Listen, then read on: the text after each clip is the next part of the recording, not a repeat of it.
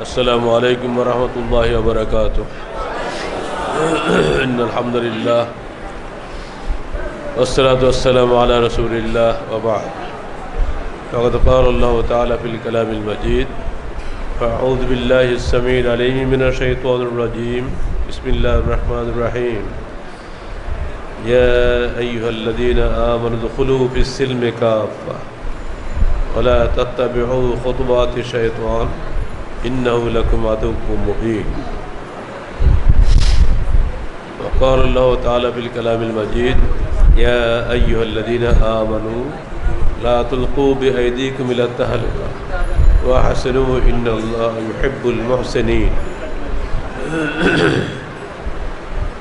যাবতীয় প্রশংসা আল্লাহ পাকের জন্য, যিনি অসুস্থ শরীর থাকা সত্ত্বেও আজকে আপনাদের সামনে এসে কথা বলার তৌফিক দান করেছেন। এজন্য বলি আলহামদুলিল্লাহ। যাবতীয় দরুদ ও সালাতের শেষ নবী মুহাম্মদ রাসূলুল্লাহ সাল্লাল্লাহু আলাইহি সাল্লামের জন্য, যার রেখে যাওয়া দিনকে যদি হক মনে না করতাম তাহলে আমরা এইভাবে জীবনের বিনিময়ে এখানে আসছি, এখানে আমরা আসতাম না। সেই সত্যের দিক দিশারি নবী মুহাম্মদ রাসূলুল্লাহ সাল্লাল্লাহু আলাইহি সাল্লামের জন্যই যাবতীয় দরুদ ও সালাত। আল্লাহ পাক আমাদেরকে ডেকে বলছেন: ইয়া আইয়ুহাল্লাযীনা আমানু, হে বিশ্বাসীগণ, উদখুলু ফিস সিলমি কাফা, তোমার ইসলামের মধ্যে পুরোপুরি দাখিল হয়ে যাও। ওয়ালা তাত্তাবিউ খুতুওয়াতিশ শায়তান, শয়তানের পদঙ্ক অনুসরণ করো না। ইন্নাহু লাকুম আদুউম মুবিন, শয়তান তোমাদের স্পষ্ট দুশমন।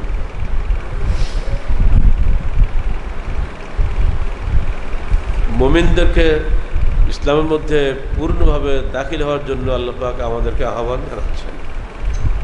এর দ্বারা এটি প্রমাণিত হয় আমরা পরিপূর্ণভাবে ইসলামে দাখিল হই নাই। দাখিল হলে আমাদের ডাকাত কোনো দরকার ছিল। আর এটাও বলা হয়েছে আয়াতের মধ্যে, দাখিল হতে পারি না কেন? শয়তান প্রতি মুহূর্তে আমাদেরকে দাগা দেয়, শয়তান প্রতি মুহূর্তে আমাদেরকে ধোঁকা দেয় বলেই আমরা সত্য চিনতে পারি না। মনে পড়ে মুসা আলাইহিস সালামের কথা, সূরা সাফের মধ্যে যে আয়াতটা এসেছে: ওয়াজ ক্বালা মুসা লিকওমিহি ইয়া কওমি লিমা তুযুনানি ওয়া কাদ তা'লামুনা আন্নী রাসূলুল্লাহি ইলাইকুম। যখন মুসা তার কওমকে বলেছিলেন, লিমা তুযুনানি, কেন তোমরা আমাকে এত কষ্ট দাও? ওয়া কাদ তা'লামুনা আন্নী রাসূলুল্লাহি ইলাইকুম, অথচ তোমরা জানো যে আমি তোমাদের কাছে আল্লাহর প্রেরিত রসুল। হযরত মুসা নবীদের মধ্যে সারা জীবনটাই তার কওমের কাছে নির্যাতিত হয়েছে। আর এত দুষ্ট ছিল তার কওমের লোকেরা, এত কপট চরিত্রের লোক ছিল যা চিন্তা করা যায় না। হযরত নূহ সবচেয়ে দীর্ঘদিন নির্যাতিত হয়েছেন, 950 বছর। মুসার আয়ু অত ছিল না, কিন্তু যতদিন তিনি ছিলেন তার কওমের সমাজ নেতা, ধর্ম নেতা, সব নেতাদের কাছে তিনি নির্যাতিত হয়েছেন, তাকে চিনতেই পারেনি। আমাদের রাসূল সম্পর্কে আল্লাহ পাক বলছেন: লাআল্লাকা বাখু নফসাকা আল্লা ইউমিনু, তুমি লোকেরা ঈমান আনছে না বলে তুমি হয়তো নিজেকে আত্মহত্যা করবে নাকি? প্রত্যেক নবীর একই অবস্থা হয়ে গেছে। তার জীবদ্দশায় তাকে কেউ চিনতে পারেনি, তার মৃত্যুর পরে কিন্তু সবাই তাদের অনুসারী। এই বিষয়গুলো সামনে রাখবেন। যারা জ্ঞানী, যারা সত্যসন্ধ, তারা বিষয়গুলো বুঝতে পারছে। এজন্য বাংলায় একটা কথা আছে, দাঁত পড়ে গেলে দাঁতের মর্যাদা বাড়ে, তাই না? যতদিন দাঁত থাকে ততদিন কোনো ব্রাশ করারই সময় হয় না, খিলাল করারই সময় হয় না। পড়ে যাওয়ার পরে তো ভুল হয়, কি করলাম, কেন আগে ব্রাশ করি নাই, কেন আগে খিলাল করি নাই। সমস্ত পৃথিবীতে ইসলাম বিস্তৃতি লাভ করছে। একদল লোক খুশি এজন্য যে আমাদের দাওয়াতে বহু লোক সালাত শুরু করেছে, বহু লোক আল্লাহ এবং তার রাসূলের নাম নিচ্ছে। এটুকু শান্ত নেই তাদের জন্য অত্যন্ত বড় জিনিস। আমাদের দাওয়াতে বহু লোক মদ, তাড়ি, গাঁজা ছেড়েছে, কতগুলো নিঃসন্দেহে খুবই সুন্দর কথা। যত দল ইসলামের নামে আছে পৃথিবীতে, সবাই ইসলামের কিছু না কিছু কাজ করে যাচ্ছেন। সবার খেদমতকে আমরা স্বীকার করব, প্রশংসা করব, আল্লাহ কাছে কবুল দোয়া করব তাদের এই খেদমত কবুল করার জন্য। কিন্তু আল্লাহ পাক তো তা বলছেন না।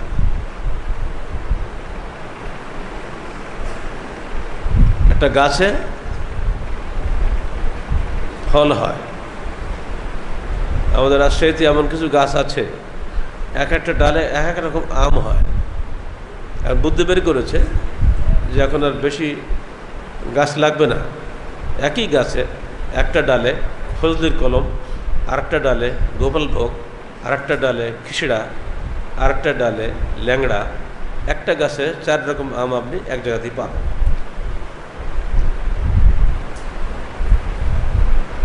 আপনি যখন ইসলামে প্রবেশ করবেন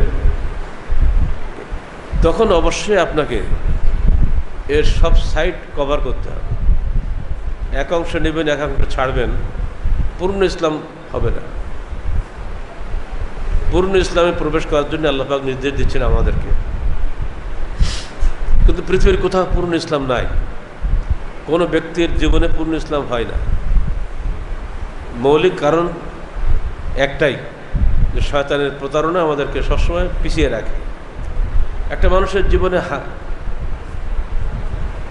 হাত, পা, মাথা, 3টা মূল বস্তু নিয়েই কিন্তু একটা মানুষের জীবন গড়ে।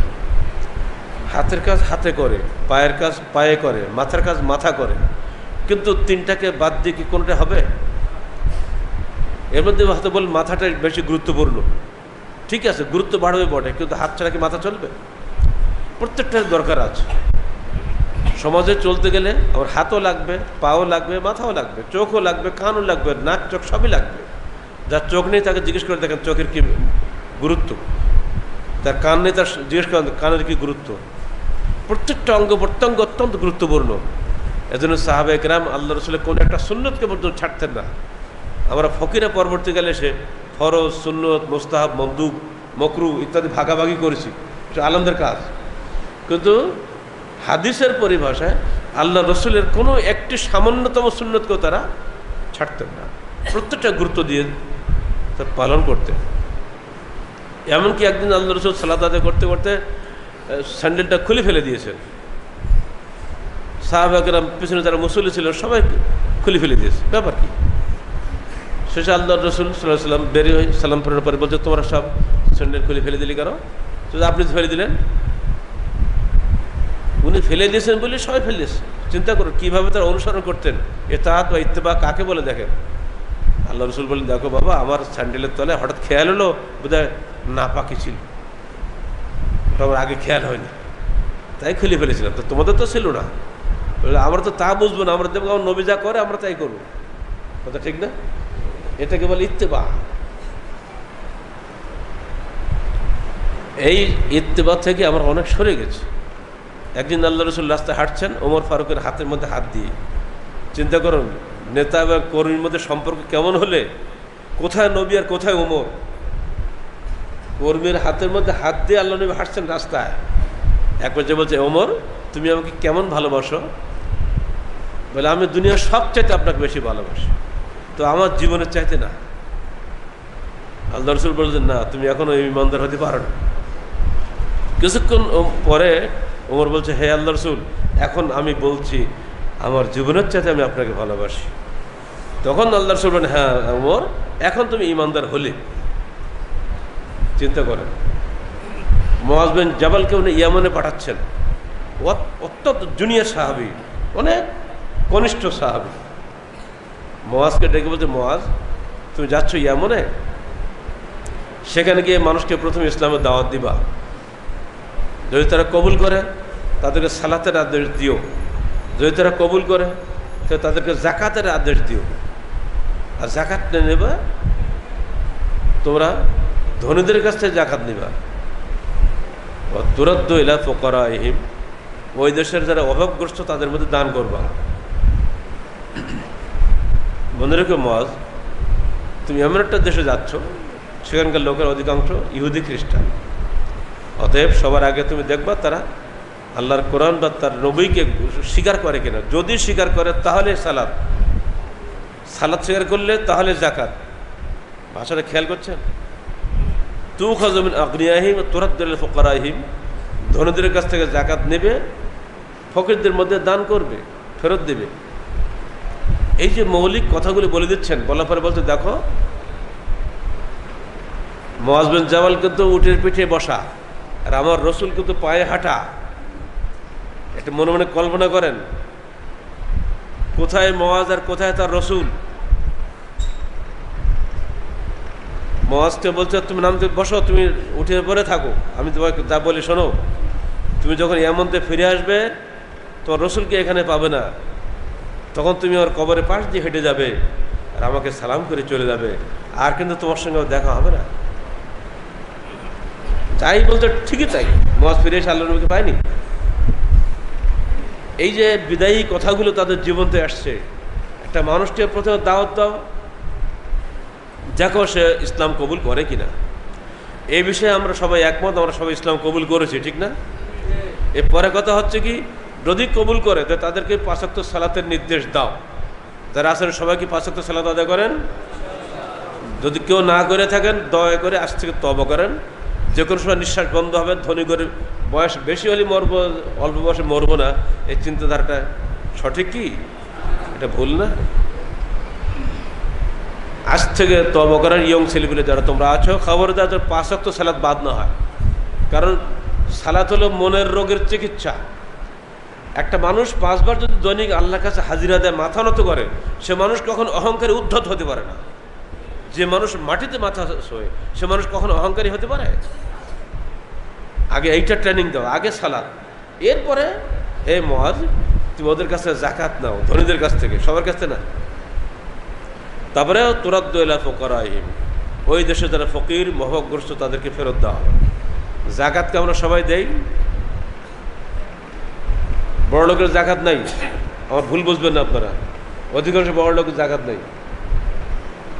জাকাত আছে মধ্যবিত্তের কাছে, তাদের জাকাত খুবই কম। হয়তো বউয়ের কিছু গহনা আছে, বাধ্য হয়ে কী করবে, গহনাগুলো জাকাত দেওয়া লাগে, না তো ধরা খেতে হবে। তো একদল আলেম ফতোয়া দিতেছে গহনার জাকাত নেই, ওরা বাঁচাই দিয়েছে বড় লোকদের। না, আমরা বাঁচাই দিতে চাই না। আল্লাহ রসুলের সামনে 2জন মহিলা আসলো, উনি বলছেন এই তোমাদের হাতে যে বালা দেখছি সোনার বালা, জাকাত দিয়েছ? তো না। তো জাকাত যদি না দিয়ে থাকো, এই সোনার বালা তুমি কি চাও কিয়ামতের মাঠে আগুনের বালা হোক? তো না। তাহলে বাড়িতে গিয়ে আগে সোনার বালা জাকাত দিবা, আন্দোলন এটা কিন্তু আগুনের বালায় পরিণত হবে। এই হাদিস আমরা পড়েছি, আল্লাহ রসুলের জবান দিয়ে কখনো মিথ্যা কথা বের হয় না। তাই আমরা মহিলাদের জাকাত আদায় করা ফরজ বলি। যাদের বাড়িতে গহনা 7.5 ভরি বেশি আছে, এরকম কেস যাদের ঘরে আছে, তারা যত গরিবই হোক, যেহেতু বইয়ের ঘরে গহনা তো খালিতে বিক্রি করা যাবে না, খারাপ লাগে না, তারা কিন্তু ওই 7.5 ভরি সোনার জাকাতটা দেয়।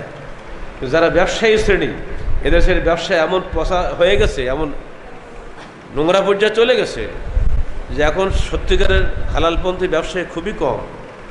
সরকারি এমন এমন ট্যাক্স একটা পর একটা চাপাচ্ছে, তাতে হালাল হারাম বাঁচার কোনো উপায় নেই। একটু ভ্যাট ছিল, ভ্যাটের সঙ্গে এবার আবার লাগলে আবগারি শুল্ক।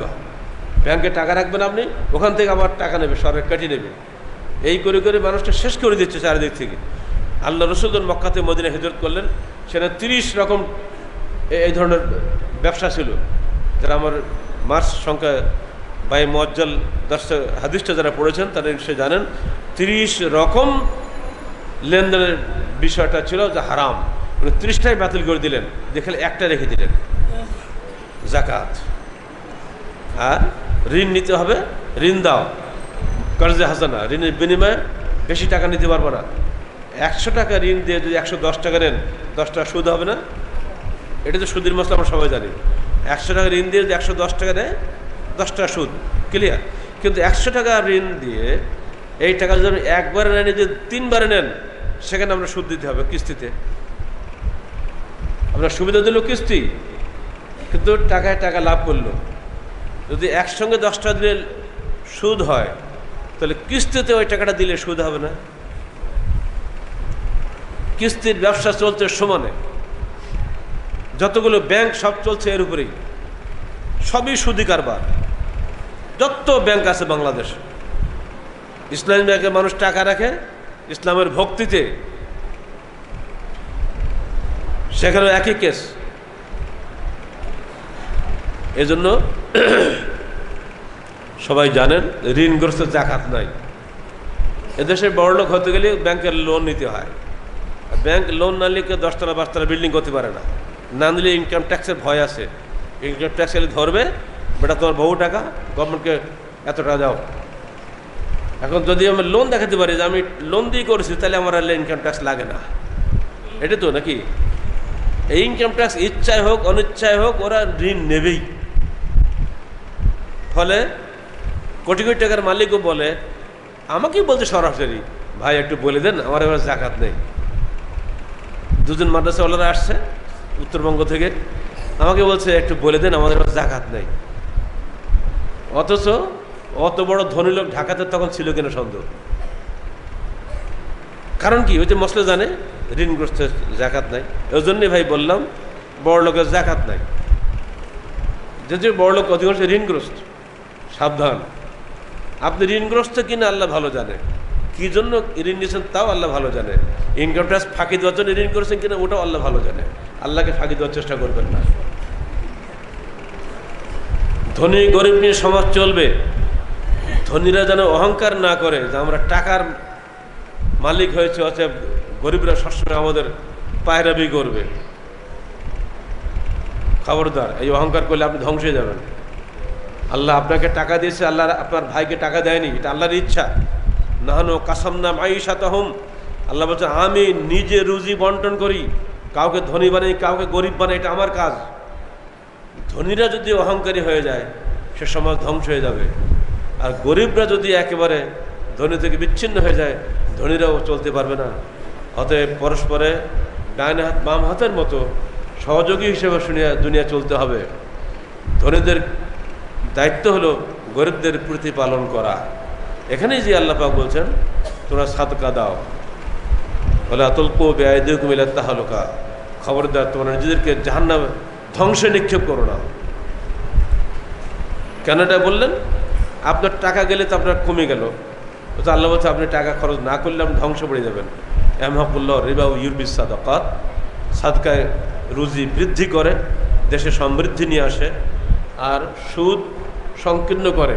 এই যে কোরআনের আয়াতটা, এর ব্যাখ্যা কয়জনে বুঝেন? আমি দেখতে পাচ্ছি আমার পকেটে দিব্য 10,000 টাকা চলে গেল, আমি কমে গেল না? তো আল্লাহ বলছে তুমি যদি সাদকা দাও তাহলে তোমার রুজি বেড়ে গেল। তা আল্লাহ কথার সঙ্গে বাস্তবতার কিন্তু মিল নেই।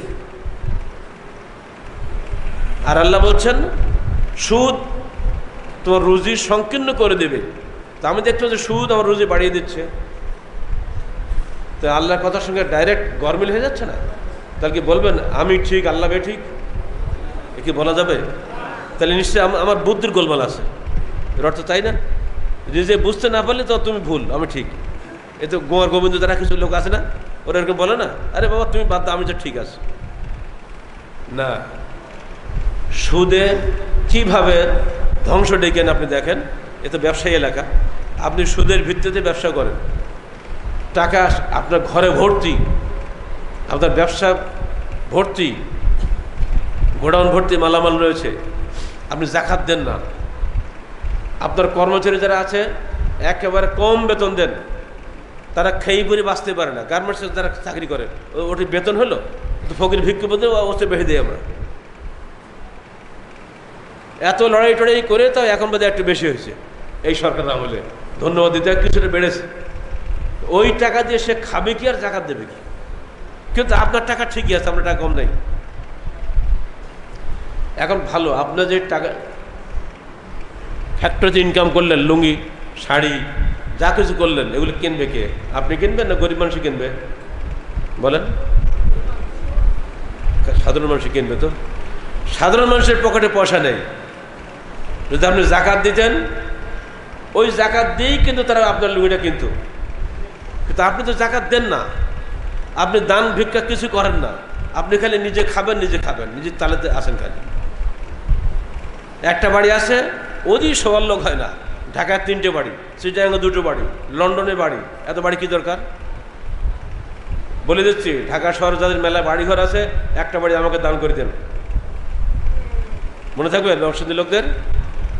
ঢাকা শহরে যাদের বাড়ি আছে, একটা বাড়ি আমাকে দান করে দিতে হবে আপনাদের, 3 তলা হোক আর 5 তলা হোক, কারণ এটা একটা কবরে যাবে না। কারণ আমাদের আন্দোলনের অফিস ভাড়া দিচ্ছে যুগ যুগ ধরে, আর অফিস ভাড়া দেওয়া যাবে না। একটা বাড়ি দান করে দেন, ওই বাড়িটা আমরা ওয়াকফ করে দেবো আন্দোলনের জন্য। কারো সাহসে কুলাচ্ছে না, একাধিক বাড়ি যারা আছে তারে, অন্যদের কাছে চাচ্ছে না। মাথায় রাখবেন কথাটা। আহলে হাদিসের বহু বাড়ি দেখেছে ঢাকাতে আমি, ওরা বাড়ি নিয়ে যাবে কোথায়? মৃত্যুর পরে তো একটা কাপড়ের কাপড় সারা কিছুর সঙ্গে তার যাবে না, সব পড়ে থাকবে দুনিয়ায়, কোনো কাজে লাগবে? এই হতভাগারা এত বখিল, এত কৃপণ, বলে আমরা আহলে হাদিস। লজ্জা করো না তোমার? কোরআন হাদিস বলছে ব্যয় করো, আর তুমি বলছো আয় করো, খালি জমা করো। ওয়াইলুল লিকুল্লি হুমাযাতিল লুমাযাতিন আল্লাযী জামাআ মালাও ওয়া আদ্দাদা। খালি মাল জমা করে আর খালি গণনা করে, এই মাসে ব্যাংকে কত টাকা ঢুকলো। আরে বেটা তুমি দেখো কত টাকা তুমি খরচ করলে। ওয়াকরিদুল্লাহ কারদান হাসানা, যেটা খরচ করবে ওটাই আল্লাহকে ঋণ দেওয়া হলো, ওই ঋণটা আল্লাহ তোমাকে দেবে বহুগুণ বেশি, তোমার আল্লাহকে ফেরত দেবেন কিয়ামতের দিন। এই বিশ্বাস আমরা করি না তো? মানদাল্লাযী ইউকরিদুল্লাহ কারদান হাসানা ইউযাইফা লাহু আদাফান মুদাআফা। আল্লাহ কাছে যে ব্যক্তি কর্জ দেয়, আল্লাহ তাকে বহুগুণ বেশি দান করে থাকে। এইখানে গিয়ে আয়াতের ব্যাখ্যা পাওয়া গেল, সুদ রুজিকে সংকুচিত করে আর সাদাকা রুজিকে বিস্তৃতি দান করে। যদি আপনি ব্যবসায়ী মানুষ, যদি আপনি দান করতেন 40 ভাগের 1 ভাগ ঠিক মতো, তাহলে বহু গরিব আপনার ওই টাকা দিয়ে আপনার ওই গোডাউনের মালটা কিনতে পারত। কিন্তু আপনি যেহেতু দান করেন নাই, ফলে আপনার টাকা ওরা পায় নাই, ফলে ওরা কিনবে। কী দিয়ে কিনবে? ইসলামী অর্থনীতির মূল ভিত্তি এখানে রয়েছে। হালাল ব্যবসায় ব্যবসা করবেন, হারামের ধারে কাছে যাবেন না, চেষ্টা করবেন। যদি ব্যবসায়ীরা এদেশে সরকারকে খালি বলতো আমরা হারাম ব্যবসা করবো না, হালাল ব্যবসা করব, সরকারও বাধ্য তো হালালের পথ খুলে দেওয়ার জন্য, হারামের পথ বন্ধ করার জন্য। যদি ব্যবসায়ীরা বলতো আমরা সুদ খাবো না, সুদ দেবো না, তাহলে সমস্ত ব্যাংক থেকে সুদ উঠে যেত। কিন্তু ব্যবসায়ীরাই হলো সুদখোর, এরাই সুদদাতা, এরাই সুদ দিতে বাধ্য করে, এরাই ঘুষখোর, এরা ঘুষ দেয় সুবিধা আদায় করার জন্য। সেজন্য বলতে বড় লোকেরা সাবধান হও। টাকা দিয়ে তুমি বছরে 5টা উমরা করতে পারবা, ওই উমরা তোমার জান্নাতে নেবে না। টাকা দিয়ে প্রতি বছর তুমি হজ করতে পারো, ফ্যামিলি শুদ্ধ হজ করো, গিয়ে তোর হজ কোনো কাজে লাগবে না। আল্লাহর পাকের কাছে সবচেয়ে বেশি প্রিয় হলো ওই গরিব ব্যক্তি, যে না খেতে পেয়েও আল্লাহর কাছে সাদকা করে। একটা হাদিসে এসছে, আজকে হাদিসটা পড়লাম 28 সময় বিমানে বসে বসে, সবসময় কাছে বই থাকে তো এই হাদিসটা এর আগে কোনো নজরে পড়ে নেই। একজন সাহাবী বলছেন, আমাদেরকে যেদিন আল্লাহ রাসূল সাদাকার নির্দেশ দিলেন, তা আমরা এমন অবস্থায় ছিলাম, আমরা একটা খেজুর সাদকা করার অবস্থায় ছিলাম না। আমরা একদিন সারা মাঠে কাজ করে 1 মুদ করে, 1 মুদ মানে অর্ধ সা, 2.5 কেজি চাউলে 1 সা হয় না, এই 4 ভাগ করেন, কত ভাগ তাহলে বোঝেন, এই হাফ কেজি চাইলে হবে ধরে না, এই হাফ কেজি মতো চাউল আমরা পেতাম। সারাদিন মাঠে খাটনি করে ওইখান থেকেই আমরা দান করতাম যখন সাদকার আয়াত নাজিল হলো। আর এখন আমাদের সেই বন্ধুরাই অনেকে লাখপতি হয়ে গেছে। কারণ কি, যত সাদকা দেওয়া হয়েছে ততই মানুষের অবস্থা ভালো হয়েছে। মানুষ ক্রমেই নতুন নতুন ব্যবসার পথ খুলে নিয়ে যায়, ক্ষুদ্র ব্যবসা, মধ্যম ব্যবসা, বড় ব্যবসা, যে যেমন পারেছে। এটা হলো সাদকার সবচেয়ে দূরদর্শী সফলতা, কল্যাণ। আহলে হাদিস আন্দোলন বাংলাদেশের দাবি হলো জনগণের কাছে, আসুন, আমার সঙ্গে বলতে হবে আপনাদেরকে, আসুন, বলেন, আসুন পবিত্র কোরআন ও সহিহ হাদিসের আলোকে জীবন গড়ি। এর মধ্যে কোনো ফাঁক ফোকর আছে আপনাদের কিছু বলার? হ্যাঁ, তারাই খেপবে যারা জয়ীব হাদিস ফলকের অভ্যাস। জীবন যাবে কিন্তু অভ্যাস যাবে না। ফাল্লাত্তাবিউ মা ওয়াজাদনা আলাইহি আবাআনা। তুমি যতই বলো মোহাম্মদ আয়াত কোরআন হাদিস কোরআন যাই বলো, বাপ দাদা যা করেছে তাই করব, ছাড়বো না। আর আমাদের বক্তব্য হলো আমা আতাকুমুর রাসূলু ফাখুযুহু ওয়া মা নাহাকুম আনহু ফান্তাহু। রসুল যা বলেছেন তা করো, যা নিষেধ করেছেন তা ছাড়ো। ছোট্ট কথা না? আর ওনাদের বক্তব্য হচ্ছে এই, আল্লাহ নবীর চাচারা বলছিল যে না, আমাদের কথা হচ্ছে বাপ-দাদা যা করে গেছে তাই করবো, মোহাম্মদ যা বলিস তা করা হবে না। এই দুটো স্লোগান নবীদের যুগে ছিল, এ যুগেও আছে, আহলে হাদিসের মধ্যেও আছে। অধিকাংশ আহলে হাদিস বাপ-দাদার 14 পুরুষের আহলে হাদিস, এটা হাদিস পড়া আহলে হাদিস না, যে কারণেই এদের ঘর থেকে হাদিস আউট হয়ে গেছে। অধিকাংশ হানাফি হাদিস মানে না, যেটা তাদের পীর সাহেবরা ইমাম সাহেব বলে গেছে, হুজুর যা বলে তাই মেনে চলে। অর্থাৎ এদেশে হানাফিরাও প্রকৃত অর্থে হানাফি নয়, যে আহলে হাদিসরাও প্রকৃত অর্থে আহলে হাদিস নয়।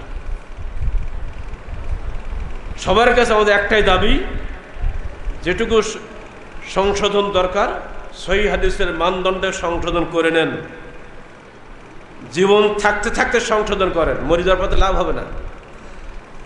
নিঃশ্বাস বের হওয়ার আগেই নিজের হায়াতটাকে পা থেকে মাথা পর্যন্ত কোরআন ও সহিহ হাদিস অনুযায়ী সংস্কার করে নেন। কোনো ব্যক্তি বা কোনো দল হিসেবে কাউকে চিন্তা করবেন না, এটা ভুল হবে। আমি হানাফি, উনি শাফি, উনি মালিক, উনি হাম্বলি, উনি জমিয়ত, উনি আন্দোলন, এইসব ভাষাগুলি তব করেন। মানুষ আমাদের প্রথম পরিচয়, আমরা মানুষ। প্রত্যেক মানুষের সঙ্গে আমাদের মহব্বত থাকবে, সে হিন্দু হোক, বৌদ্ধ হোক, খ্রিস্টান হোক, সবাই এক আদমের সন্তান, ঠিক না? সবারই বাপ মা একই, সবার দেহে একই লাল রক্ত বিরাজ করে। কারোর রক্ত সবুজ আর কালো আছে নাকি? সবাই আমরা মানুষ। দ্বিতীয় পরিচয়, আমরা মুসলিম। আমরা আমাদের উন্নত মস্তককে আল্লাহর সামনে অবনত করে দিয়েছি, আমরা আত্মসমর্পণকারী। মুসলিম অর্থ কি? আত্মসমর্পণকারী। তৃতীয় পরিচয়ে আমরা আহলুল হাদিস, কোরআন এবং হাদিসের অনুসারী। অন্যরা কোরআন হাদিসের অনুসারী বলার সাহস তাদের নাই। অন্যদের কোরআন হাদিসের অনুসারী বলারই সাহস নাই, কারণ তাদের সালাতে কোরআন হাদিস নাই, কোরআন আছে হাদিস নাই। একটু পরে তারাবি হবে, রসুলের তরিকা চলছে দেশে। রসুলকে জীবনে কোন বিষয় তারাই পড়েছে? কোনো আলেম চ্যালেঞ্জ করতে পারবে? কোনো আলেম চ্যালেঞ্জ করতে পারবে না। এমনকি মক্কার হারামের এই ইমামদেরকে আমরা তোয়াক্কা করি না, তারা বিশ্বাস পড়ে থাকে। কারো ক্ষমতা নেই চ্যালেঞ্জ করার যে আল্লাহ রসুল জীবনে কোন বিশ্বাস তারাই পড়েছে। কিন্তু আপনারা পড়েন কেন? বাপ মা পড়ে গেছে, তাই পড়ে আসছে। একইভাবে অসংখ্য প্রমাণ দেওয়া যাবে, আহলে হাদিসরা পর্যন্ত হাদিস মানে না, সহিহ হাদিস মানে না। প্রমাণ দেখেন, এই রমজান মাসের দুটি ক্যালেন্ডার চলছে আপনাদের এখানে। একটা ক্যালেন্ডারে ইফতারের দোয়া, আল্লামা লাকাসুন দোয়া আলাইহিসকে গাপ্তরতে আছে না? আছে নাকি? বলেন না কেন? আর একটা ক্যালেন্ডারে বলা আছে শুরুতে বিসমিল্লাহ, শেষে আলহামদুলিল্লাহ। পার্থক্য হচ্ছে না? এটা দুটোই কিন্তু আহলে হাদিস। অতএব আমাদের বক্তব্য আপনারা বুঝতে রাজি নন, আপনার ভাবতেন এরা মধ্যে আন্দোলনই করে দিন। আমরা কোনো দল টল করি না, আমরা সংস্কার আন্দোলন করি। আমার নিজের মধ্যে ভুল থাকলে আমরা সংশোধনী দিই। তারিখ পড়েন আপনারা, মাঝে মাঝে সংশোধনী আসে না? অতএব আমাদের ভুল হলে আমরা সংশোধন হব, আপনি ভুল হলে সংশোধন হতে রাজি আছেন না? তাই বলেন, রাজি আছেন? নাই, ও মুখে বলছেন, আসলে নাই। যার যা ভুল আছে, ভুল সংশোধন করতে হবে, রাজি আছেন কিনা বলেন? কিসের আলোকে? সহিহ হাদিসের আলোকে, জয়ী হাদিসের আলোকে নয়। এইখানে গিয়ে আমি হানাফি ভাইদেরকে বলি, ভাই আমাদের হিংসা করে লাভ হবে না। আমরা যা বলছি এটা আপনাদেরও কল্যাণ, এটা আমাদেরও কল্যাণ।